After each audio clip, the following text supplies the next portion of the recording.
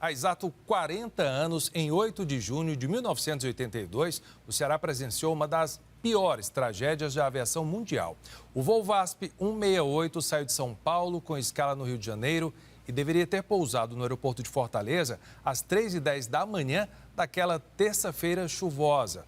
Antes de chegar à capital, no momento de aproximação para o pouso, a aeronave, um Boeing 727-200, uma das mais modernas da época, se chocou contra a Serra da Aratânia. Todas as 137 pessoas que estavam a bordo morreram no impacto. O acidente até hoje é motivo de especulação e algumas lendas. Quem está aqui no estúdio é a editora executiva de audiovisual do O Povo e uma das diretoras, produtora do documentário VASP 168, a tragédia de Aratânia, Cíntia Medeiros, e a também jornalista Fátima Bandeira, da época repórter aqui da TV Ceará e uma das primeiras a chegar no local do acidente.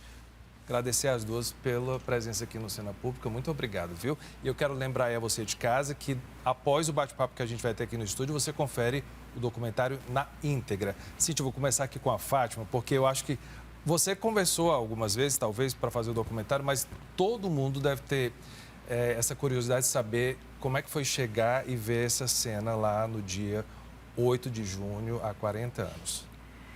Então, obrigada pelo convite. A gente que sempre agradece. Um prazer voltar a essa casa, foi o primeiro nome que a gente pensou quando quis fazer o programa. Obrigada. Adoro voltar aqui. Faz parte da história da minha vida, né? Essa casa onde eu comecei como jornalista. Mas, enfim, na verdade, naquela época, imagina isso, né? Não existia celular, tá? Meninos, não existia celular, né? A gente só tinha telefone fixo. Mas você acordou no seu horário da manhã normal? Não. E aí, isso que eu ia contar, não existia celular. Mas o nosso diretor de produção, que era o Sebastião Belmino, né? O Bel, que a gente chamava, o Bel me liga tipo 4 e pouco da manhã. Diz, olha, aconteceu um acidente, estou mandando o carro te pegar aí, vocês vão para a Serra. A gente não tinha informação nenhuma, porque ninguém tinha chegado lá ainda, né? Então, a gente tinha informação zero. A gente foi para lá sabendo que um avião tinha caído, ponto, né? Você não tinha qualquer informação. E Pacatuba não era tão perto como é hoje em dia, né? A Kombi, né? Na época era uma Kombi. A Kombi passa lá em casa, né? E a gente sai para lá, chega lá amanhecendo, já com sol, né? Por causa da distância, a gente chega lá já com sol. E aí embaixo a gente encontra as pessoas, aí sim, moradores que já tinham subido, já tinham descido, são os que nos passam alguma informação. Porque ainda não tinha descido também nenhuma turma. Dos que foram fazer as buscas, dos soldados, né, dos bombeiros que subiram para ver a primeira turma que subiu ainda não tinha descido. A gente, inclusive, encontra com eles no caminho. Quando eu estou subindo, eu encontro a primeira turma que está descendo. Né? Mas as informações a gente pegou ali embaixo muito, sem muita consistência, ainda, né? Porque eram as pessoas, tem isso, tem aquilo, né? Era um monte de gente querendo, obviamente, né? Chega a câmera da televisão, todo mundo quer dar informação. Mas de baixo já dava para ver fumaça? Não dava para ver nada, é muito alto. Assim, é um percurso muito longo, de baixo você não via nada. Você estava lá embaixo, não tinha a menor ideia de encontrar lá em cima. Lá em cima independente da distância, é um choque quando a gente chega, porque a gente não imaginava o tamanho, apesar de tudo, de ter ouvido, não sobreviveu ninguém, né? A gente já sabia no meio do caminho, porque a gente encontra com a equipe, e aí eles nos dizem, não sobreviveu ninguém, não tem possibilidade de ter ninguém. Após quase uma hora de caminhada, ainda não estamos nem na metade do caminho. E o caminho, por ser muito difícil, é uma das coisas que está atrapalhando a equipe de salvamento. Uma equipe seguiu de manhã cedo, ainda de madrugada, por terra e já se encontra lá em cima prestando os primeiros atendimentos. Não há notícias de sobreviventes. Os helicópteros ainda não puderam chegar no local porque não há condições para descer.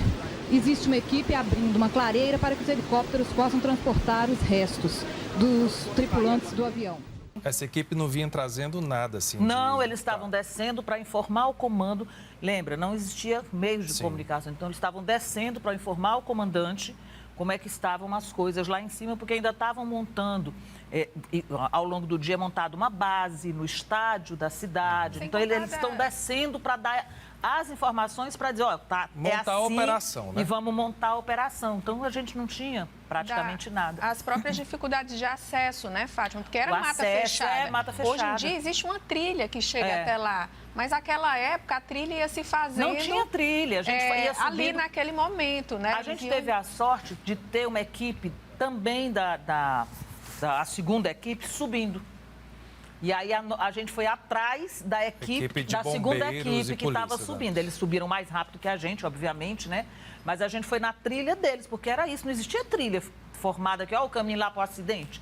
E com o agravante de ter sido uma madrugada chuvosa, em que estava tudo molhado, lama, né? Escorregando. Foi bem punk.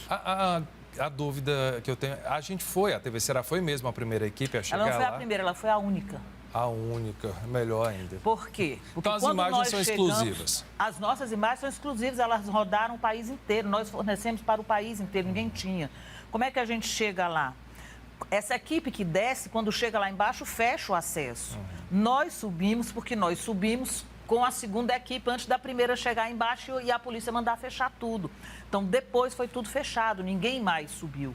Por quê? Porque não era só o problema das reportagens, era da própria população, né? Que aí tinha saque, tinha vários problemas, né?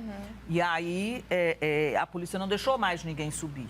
Então, quando a gente desce, os jornalistas têm que ficar lá no estádio onde foi montado todo o aparato para comandar a operação, e aí os jornalistas não sobem mais a serra. Então, assim, não é que a gente não foi a primeira, não, nós fomos a única. Só subiram depois que acabou a operação, aí quando acabou, né, a operação do rescaldo, claro que todo mundo pôde ir, mas só a TVC teve, e aí por isso a gente forneceu as imagens para o país inteiro. Toda imagem que você vê, que está no documentário do Jornal O Povo, foi a que rodou o Brasil e o mundo, porque só a TVC conseguiu subir. Já estamos com mais de 1 hora de subida. O caminho continua muito íngreme. Pedra e lama é só o que encontramos, além das pessoas que vêm descendo. A dificuldade que nós temos para trabalhar é muito grande. O cinegrafista exausto, as imagens sempre tremendo. Interessante. O que é que mais chamou a tua atenção para vocês terem a ideia de fazer o documentário? Foram os 40 anos que se comemora agora? Sim, Cíntia? Na verdade, a gente sabia que a história da queda desse voo, ela ainda permeia o imaginário do cearense, não só do cearense, mas eu acho que do país, porque durante muito tempo esse acidente da VASP figurou entre as maiores tragédias da aviação do país. Até em número 2006 foi o maior acidente, depois teve então, aquele assim, da Gol, depois a Gol e depois TAM. Do número de vítimas, teve a questão da brutalidade do acidente, né, de não se conseguir resgatar um corpo, pelo menos, para as famílias viverem ali o seu luto. Então, assim, tem todas as histórias que permeiam isso, sejam meio de lendas e mitos que se formaram, de que se ouviam vozes no meio da serra, né? Mas também, assim, de parentes que não viveram esse luto, então que tem essas histórias interrompidas. E aí tinha a efeméride dos 40 anos. A gente achou que seria um bom momento para a gente resgatar essa história, né? E a gente tinha um material muito rico, que era o próprio acervo da TVC, mas também, assim, depoimentos que eram muito importantes. A Fátima tem uma fala essencial no filme, o Fred Marques, que era o cinegrafista que estava com ela também. E, assim, a gente sabia também da delicadeza do tema, de como a gente chegar a essas pessoas, a esses profissionais que estiveram lá, e também moradores de Pacatuba e familiares da vítima, e a maneira mais sensível de abordar isso, porque ainda é um tema, apesar dos 40 anos, ainda é um tema muito doloroso. A Fátima resistiu muito para falar. E se emocionou, né? Inclusive. E se emocionou, porque o Fred foi outro que falou para a gente, eu nunca vi as imagens que eu mesmo fiz. E para mim é doloroso voltar a esse assunto, né? Então, assim, eu acho que foi a junção de muitos fatores que fez a história do filme ser contada da forma que foi, e eu acho que a gente conseguiu tratar isso com seriedade e delicadeza. Pelo menos foi o retorno que a gente teve das pessoas que assistiram ao filme. A gente fez uma sessão de estreia, chamamos familiares de algumas das vítimas, e eles nos trouxeram essa impressão de que estavam com medo de se deparar novamente com essa história, mas que ficaram felizes de ver essa história contada e, de alguma forma, ali ser o fechamento de um ciclo que permanecia aberto. Com certeza. Vocês começam o documentário com a transcrição da Caixa Preta. Sim. Que é muito sensível, assim, a Fátima já deve ter ouvido também. O copiloto, ele meio que avisa o comandante de que tem hemorroides ali na frente. E tem toda uma história por trás disso que até hoje não foi explicado. Eles entendem que foi um acidente, de fato, por erro humano. Sim. Mas muita gente especializada acha que o comandante cometeu suicídio porque na época estava com problema financeiro, estava se divorciando. No geral, em que teoria você acredita? Deu para pensar sobre isso? Na verdade, eu não quis pensar mais, eu enquanto diretora, tanto que o filme nem entra muito nessa questão, porque eu acho que agora não nos cabe esse julgamento. Não vai trazer as 137 vidas de volta, não haverá qualquer tipo de julgamento ou punição para isso. Eu acho que seria voltar um sofrimento.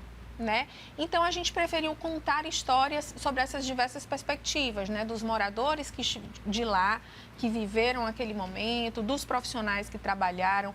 Ter encontrado o Capitão Barbosa, que foi um soldado do Corpo de Bombeiros que trabalhou naquele resgate, foi muito importante para a gente. Ele refez aquela trilha com a gente. Ele se emocionou novamente de estar naquele local. Né? Então, eu confesso, Christian, que eu não parei muito para ficar pensando nessas teorias. Eu acho que não é mais um momento para isso. A gente sente, né, se de fato tiver sido isso, é muito triste que ele tenha decidido por isso, envolvendo não só 137 pessoas, mas assim, centenas delas, né? Porque as famílias, nossa, foram totalmente devastadas por aquilo ali. E gerações, assim, aqui em Fortaleza e acho que em grande parte do Ceará, todo mundo conhece alguém que está diretamente ligado à tragédia. Isso é muito curioso, né? Era muita gente, de fato, no voo, mas de uma forma ou de outra você conhece alguém, um tio, um vô, um parente que acabou sendo vítima naquele dia. Engraçado que economicamente mexeu muito com o Ceará também, Fátima. Porque tinha muito industrial naquele voo. Era um voo que vinha da São Paulo Fashion Week. Da Fenite, na época Fenite, que era a maior feira... Era a São Paulo Fashion Week da época. Era a maior feira de tecidos, da maior feira de moda, enfim, a Fenite era. E o Ceará, particularmente Fortaleza, naquela época, estava em expansão o seu polo de confecção. Então, assim, tinha muitos empresários e empresárias naquele voo que tinham ido para a Fenite, né? Porque tá aquele corredor da Monsenhor Tabosa, né, efervescente, né?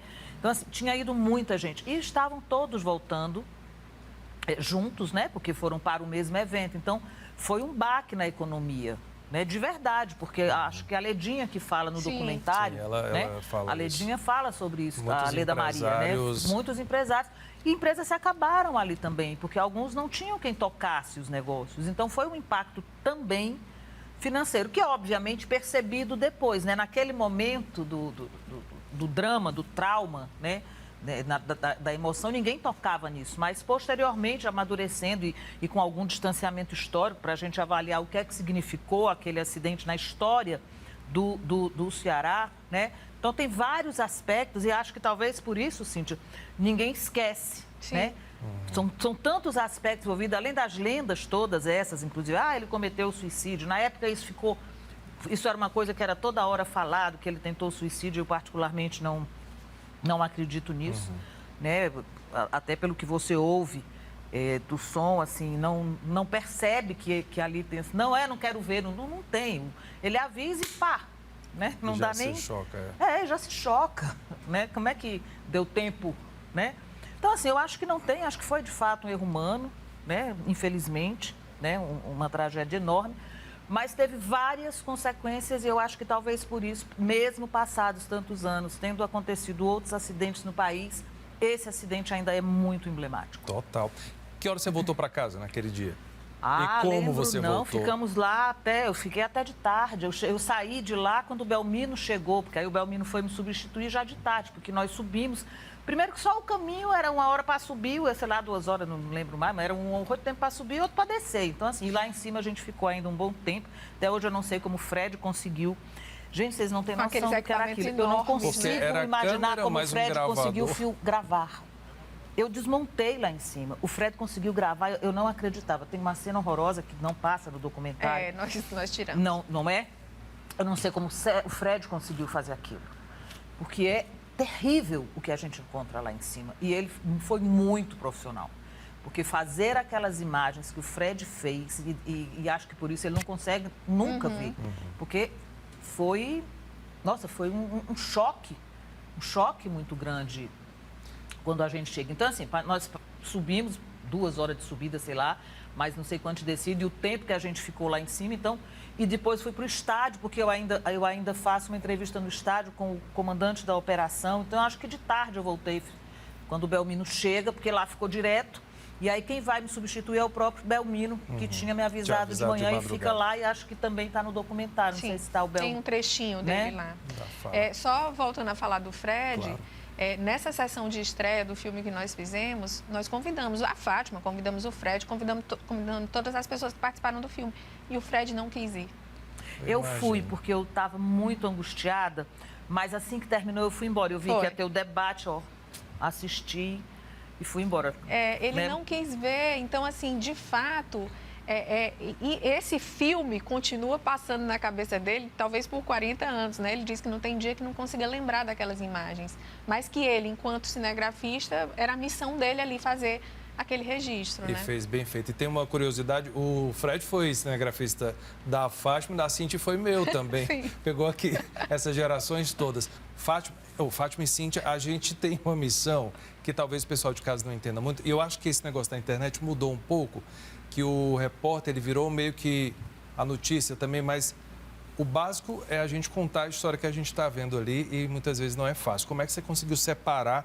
Porque acompanhando sua narração ali, nas imagens que vocês usaram no documentário, você parece tranquila. Não sei como é que estava o seu coração na hora. Como é que separa nessa hora, Fátima? É assim, a gente não separa. Se você prestar atenção, eu só faço narração na subida. Depois que chega lá em cima, eu não consigo fazer mais nada. Eu não consegui fazer mais nada. Eu não tenho essa capacidade de separar. Eu acho que o jornalismo não pode nos embrutecer a esse ponto de perder a nossa perspectiva humana, né? Então, assim, na subida a gente conseguia, assim, falar, porque não tinha visto o que tinha acontecido. Ainda então, era uma expectativa, ainda era, né? O que é que eu vou encontrar? Encontra alguém, me diz, olha, lá em cima tá assim, não sobreviveu ninguém. Uma coisa é você ouvir isso. E outra coisa é você chegar lá em cima e ver. E aí, quando chegou lá em cima, eu não consegui fazer mais nada. Eu literalmente desmontei, eu não conseguia. Não conseguia, era impossível. Então, assim, não existe isso. Eu não acredito que o jornalista, qualquer um, consiga separar quando ele se depara com esse tipo. E qualquer matéria que envolve o ser humano, né? Seja um acidente como esse, seja uma criança que é assassinada por uma bala perdida. Eu acho que a gente não separa essas coisas. E até porque se separar é muito ruim. Né? Porque eu acho que perde a verdade do fato, né? Nós somos seres humanos, né? Eu não acredito em jornalismo objetivo, tá? não faço parte dessa corrente. O que é que mais marca na tua memória? São as imagens, o cheiro? Porque São as imagens. A minha memória ela é muito visual, né? Você sabe que as pessoas têm diferentes formas de memória. A minha memória ela é extremamente visual. Então, assim, aquelas imagens eu não apago, não consigo. Não consigo imaginar qualquer filme, parecido. Sabe? Talvez um filme trash. Talvez um filme trash você consiga ter aquele tipo de imagem. Porque um filme de terror, e aí se a gente falar dos grandes filmes, né? Você tem diretores fantásticos que não precisa aparecer cenas chocantes para que ele seja um grande filme de terror, porque na verdade o suspense é o grande terror. Mas um filme trash talvez não seja o que a gente viu lá em cima.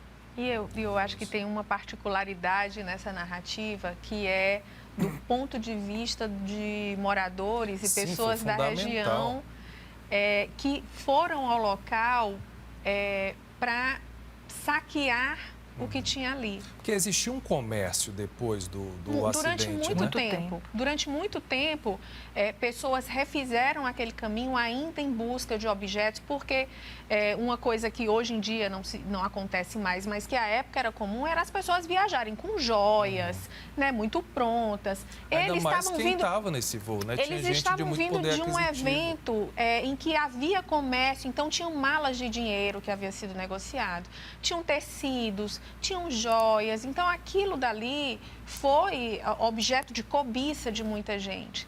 E no filme, a gente entrevista um dos moradores que fez esse percurso. À época, ele era um adolescente, tinha 12 para 13 anos. E eu perguntei, bateu um remorso? Aí ele, não, para a gente era normal. Então, aquilo para eles, por mais chocante que tenha sido pelo ponto de vista da Fátima, para algumas pessoas... Não, me choca é quem comprou, né? E quem vendeu, porque imagina, você saber a origem daquilo.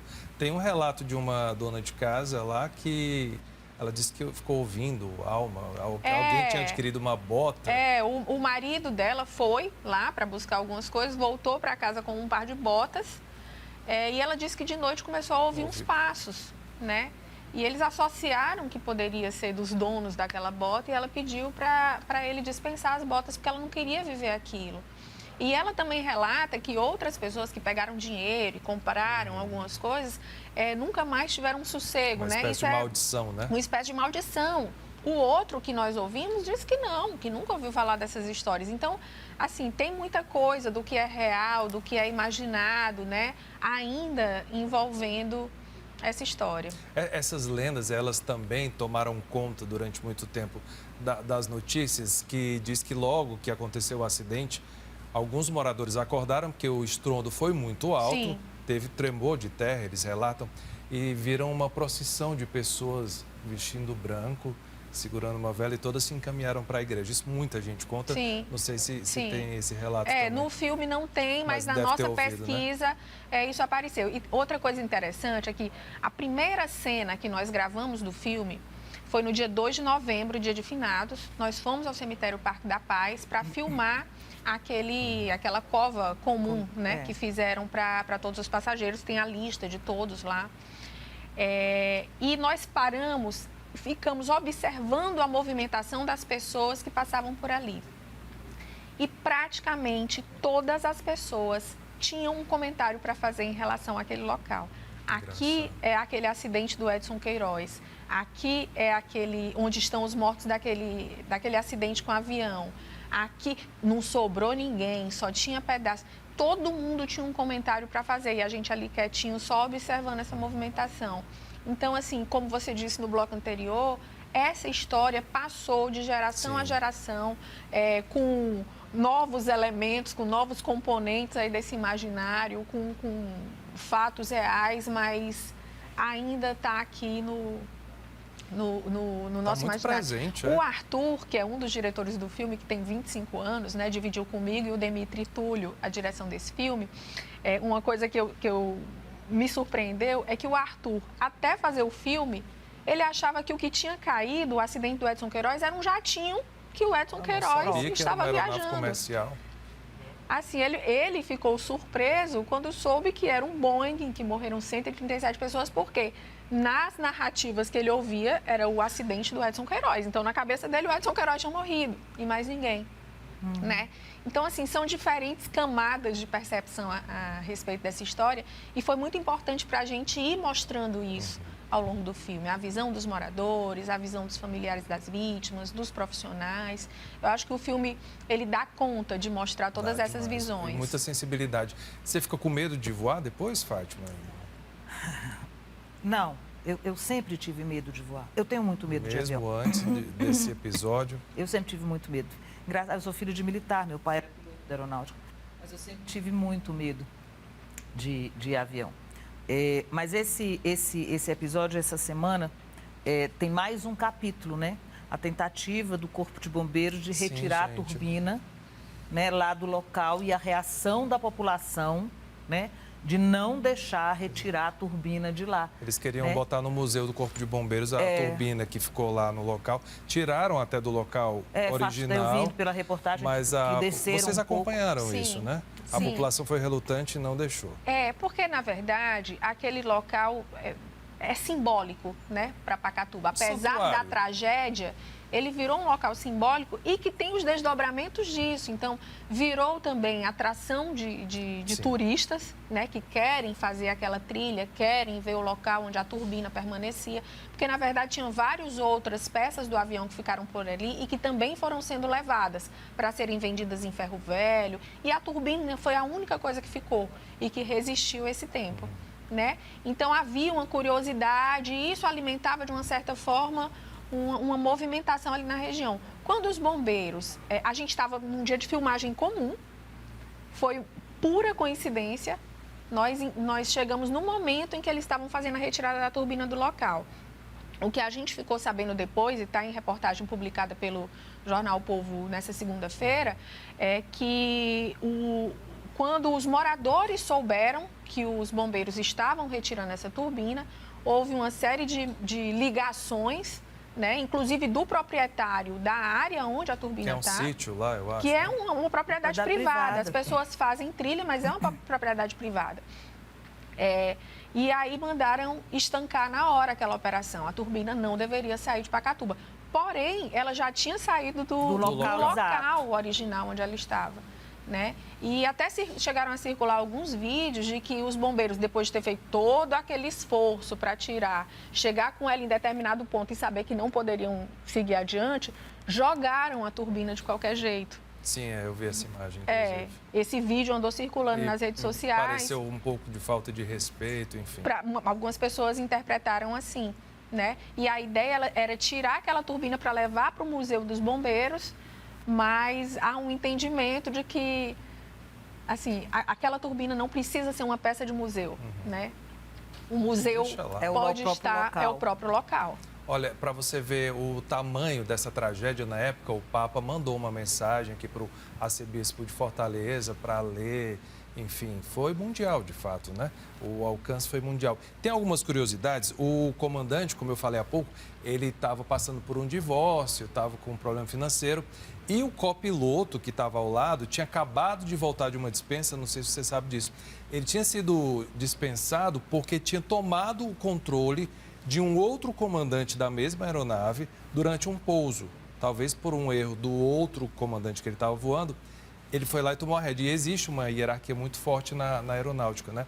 E esse copiloto que estava no voo 68, ele vinha de uma dispensa por ter tomado o controle do outro comandante. E ele foi quem alertou o comandante sobre os morrotes, né? Quer dizer, poderia ter evitado e talvez por medo de punição não tomou os controles também. E o engenheiro de voo era cearense, que estava na aeronave.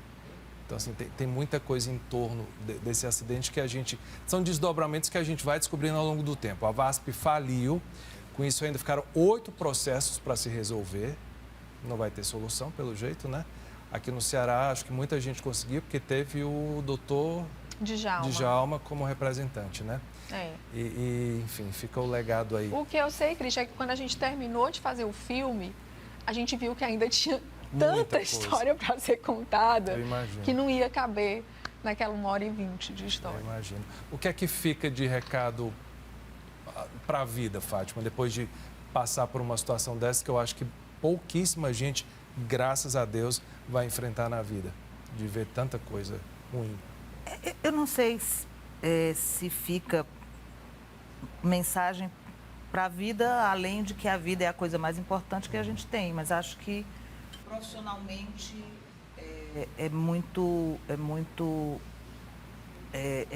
lhe ensina muito, sabe? Eu acho que profissionalmente, para você se compreender no exercício profissional, matérias desse tipo, elas nos amadurecem no exercício da profissão. Eu acho que elas, por mais que sejam dolorosas, são coisas que nos amadurecem no exercício da profissão. Você chegou a voltar lá depois? Nunca mais. Não, nem perto. Nunca fui visitar. Não gosto dessa matéria. Uma vez me perguntaram, acho que até no próprio documentário, acho. É porque depois que essas imagens foram parar na internet por um menino que trabalhava aqui, o Rafael Bessa, e ele tinha um grupo que fazia essas caminhadas ecológicas, como chama? Trilha. Fazia trilha, né? turismo de aventura, né? E esse menino trabalhava aqui e ele viu essas imagens e ele criou no YouTube desse grupo dele que fazia e botou essas imagens na internet. Desde que essas imagens foram para a internet, que as pessoas me falam disso, né?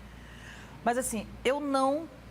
Se existe uma matéria que eu gostaria de não ter feito, Imagino. é essa. Eu não tenho... você foi a única repórter. Gente, isso não faz para mim a menor... Sabe? O Dmitry me disse no dia... Professora, a senhora nunca disse que fez essa matéria, ele conversando comigo antes da gente gravar. Dmitry, eu não tenho o menor interesse em falar disso. Não é algo que eu ache... Que eu digo, olha, eu fui a única repórter. Não é algo que eu goste de tratar, sabe? Não... Eu imagino. O que alguns tratariam como a grande cobertura Sim. da sua vida, né? Mas eu entendo. Dá para entender, né, Cíntia? Sim. Convido o pessoal de casa para assistir, então, lembrando que vai ser exibido já, assim que terminar o Cena Pública, mas está disponível na plataforma do Povo Mais. Isso. Bom, só reforçando que o filme tem direção minha e dos jornalistas Dmitry Túlio e Arthur Gadelha, né? Todos do Povo. E o filme que vocês vão assistir agora, ele, se não der tempo de assistir todo, ou se quiser assistir de novo, ou se quiser indicar para alguém, ele está disponível na plataforma de assinantes do Povo. O site é mais.povo.com.br. Você entra lá, acessa não só ao filme O Voo 68, mas também outros conteúdos audiovisuais que são produzidos lá pelo nosso núcleo. E a gente está perdendo uma jornalista para um cineasta, será? Será, Fátima? E uma boa cineasta, viu? Está muito bom. Aliás, parabéns à equipe que fez, né? Ficou muito bom. Eu fui assistir lá a estreia. Falar mais uma curiosidade. A Fátima foi professora da Cíntia e eu fui estagiário da Cíntia. Então, geração aqui de jornalista que se formou também. Olha, o Cena Pública vai ficando por aqui. Eu quero agradecer mais uma vez as presenças da editora executiva de audiovisual do Povo, Cíntia Medeiros. Muito obrigado, viu? Nossa, eu que agradeço. Foi muito bom estar aqui. Foi muito bom falar do filme. Foi muito bom esse reencontro aqui de gerações, né? Eu estou mais do que agradecido. E também a jornalista Fátima Bandeira, nossa eterna companheira da TV Ceará. Obrigado por ter vindo. Obrigada mais uma vez pelo convite. Gosto muito de voltar a essa casa, que foi o começo da minha trajetória. Pois volte mais vezes, então. Quem quiser rever o programa pode acessar o canal da TVC no YouTube e também conferir o horário alternativo, que é no domingo às 4h. Você fica agora com o documentário VASP 168, a tragédia da Aratânia.